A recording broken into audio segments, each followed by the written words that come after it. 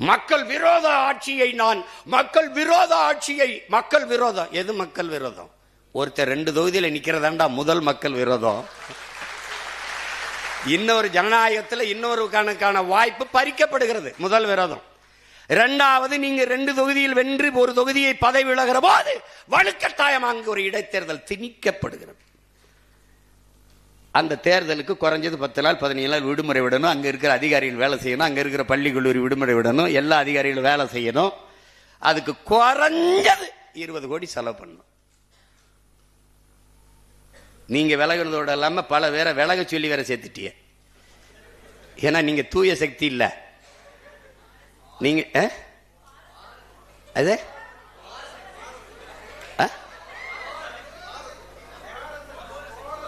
கோர சக்தி, தூர சக்தி, பார சக்தி, ஏற சக்தி, ஓர சக்தி. எங்க ஊர்ல வருவாங்க குடுகுடுப்புக்கு, நல்ல காலம் பிறகுது நல்ல காலம் பிறகு அடிச்சுக்கிட்டு ஏதோ ஒன்று. அதுல கடைசி இதை மறந்துட்டாப்ல, தூந்து போன சக்தி கண்டுபிடிச்சிட்டாப்ல.